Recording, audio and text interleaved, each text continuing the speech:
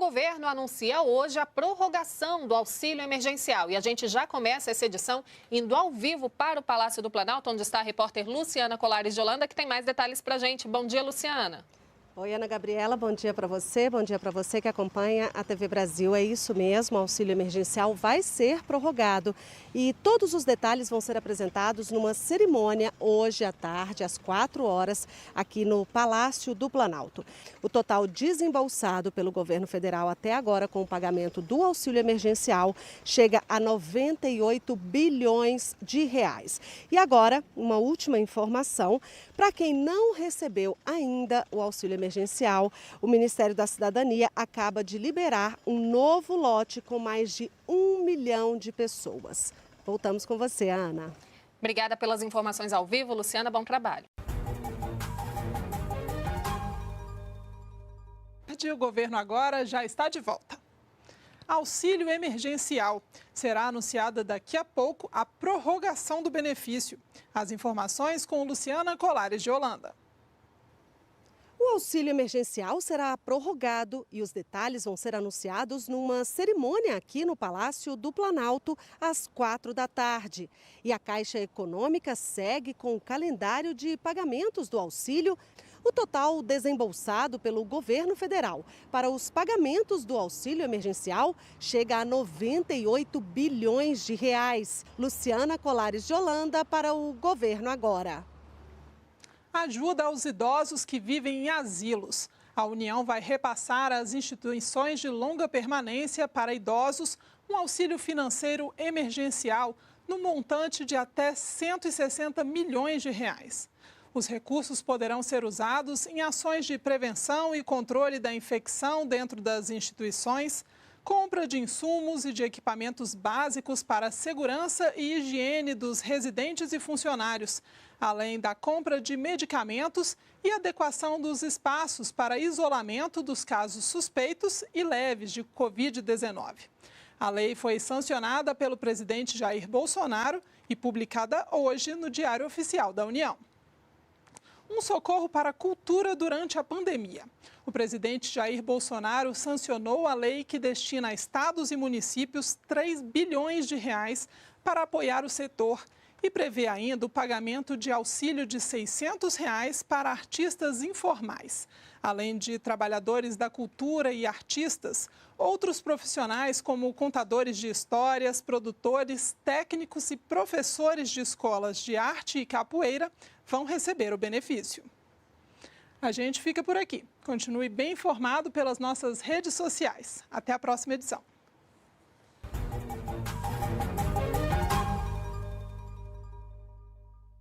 Da pobreza, porque é isso que vai acontecer em janeiro, e você não vai ter nenhuma medida tomada. Então, a nossa iniciativa é no sentido de puxar essa discussão, mostrar a viabilidade, mostrar a necessidade disso. A gente está falando de 60 milhões de brasileiros que precisam ser atendidos e um custo estimado para os 3 meses na casa dos 50 bilhões. Não adianta você iludir o mercado e a sociedade brasileira imaginando que o Brasil vai conseguir funcionar sem auxílio e sem vacina nos próximos 3 ou 4 meses. Isso não vai acontecer. Você imagina uma massa de milhões de brasileiros que deixa de ter renda, que não tem acesso ao mercado de trabalho. Como essas pessoas vão se portar nos próximos meses? A gente tem que ter essa compreensão de realidade. Então, a gente tem que pensar muito claramente nas pessoas que mais precisam. E você tem esses milhões de brasileiros que vão ficar desassistidos. Então, na verdade, o que você vê é uma necessidade imposta, são os fatos se colocando. Não é uma vontade política, muito menos populismo. A gente tem projetos apresentados que aumentam o valor, aumentam o público, a gente não está indo nessa linha. A gente está tentando manter o mínimo necessário para que, num processo progressivo, essas pessoas possam sair do auxílio e entrar no mercado de trabalho. Hoje, a realidade que nós temos é inviável. Você não tem esse aumento no mercado de trabalho. Os resultados do trimestre apontam nesse sentido, de que você está tendo uma redução da atividade econômica, que é absolutamente natural, uma vez que nós temos um aumento do quadro da pandemia. Então, a gente tem que cuidar. Então, é muito importante que a gente consiga agora, minimamente, antecipar essa situação, garantir essa ponte de passagem da sociedade brasileira e depois retomar o regime da austeridade fiscal. Eu defendo a manutenção do teto, por exemplo, mas você não pode fazer as coisas esquecendo simplesmente que nós temos milhões de brasileiros que precisam da assistência do Estado. Em adiamento do recesso, o senhor acha que é possível o recesso ser adiado, inclusive para discutir esse projeto do senhor em relação ao auxílio emergencial para a extensão para o ano que vem? Acredito que é necessário, no mínimo, a redução do recesso. Você precisa garantir que os representantes dos brasileiros estejam aptos a decidir questões de alto relevo como nós temos agora. Eu repito, nós não temos um planejamento de saída para a pandemia, plano de vacinação, não tem Renda Brasil ou qualquer tipo de auxílio que dê suporte aos brasileiros nesse período de saída. Então, eu defendo sim a redução, no mínimo a redução do recesso e, como acho que a maioria dos colegas, estou disponível para isso. Também nas pessoas que mais precisam.